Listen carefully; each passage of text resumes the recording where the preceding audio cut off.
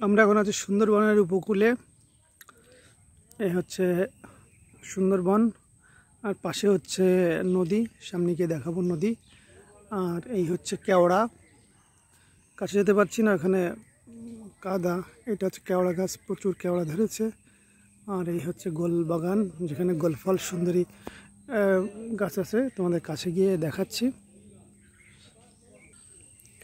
এটা হচ্ছে গোলফল, দেখতে পাচ্ছ, এই যে গোলফল। এটা যখন এর ভিতরে ঠিকমতো শ্বাস হয়, এটা খুব সুস্বাদু। আর ওই যে দেখতে পাচ্ছ যে সুন্দরবনের উপকূলে ওই যে এটা হচ্ছে নদী, পাশে মাঝে মাঝে হরিণ বাঘে, ওই নদীর উপরে হয়তো হরিণ বাঘ জল খেতে আসে। তো আমরা এখন হচ্ছে দুপুর 3টে বাজে, কিন্তু একটু আগে প্রচণ্ড বৃষ্টি হওয়ার কারণে মেঘ, এই জন্য মনে হচ্ছে যে সন্ধ্যা হয়ে গেছে। এই যে ভিতরে এখন যা আসলে ভয়, আর আমরা 2-3 জন আছি, এজন্য ভিতরে যেতে চাচ্ছি না, কারণ ভিতরে আসলেই যে কোনো সময় বাঘ বা বুনো শুয়োর আছে, এগুলো আমাদের আক্রমণ করতে পারে। আর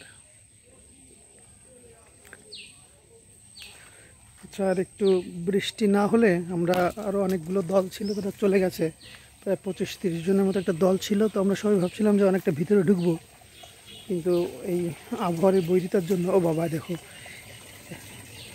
কি বড় একটা ছিল। যাই হোক, এই যে পথ দিয়ে অনেকেই চলাচল করে, যে পাড়া দেখতে পাচ্ছ, এই দেখো, এটা সম্ভবত দেখতে পাচ্ছ হরিণের পাড়া হবে সম্ভবত। এই যে রাতে আছে হরিণ অথবা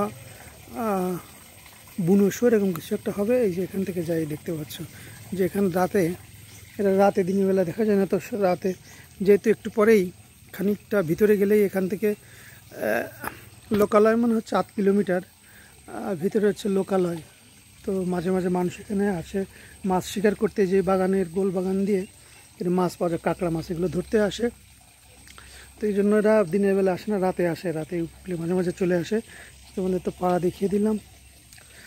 তো যাই হোক, পরে যখন আমরা এই ভিতরের দিকে যেতে পারবো, তখন আরও হয়তো অনেক সুন্দর করে দেখাতে পারবো। তো ভিডিওটি শেষ করছি এখানে, দেখা হবে পরবর্তী ভিডিওতে। সে পর্যন্ত সবাই সুস্থ থেকো, ভালো থেকো। ধন্যবাদ সবাইকে এই সুন্দর ভিডিওটি দেখার জন্য।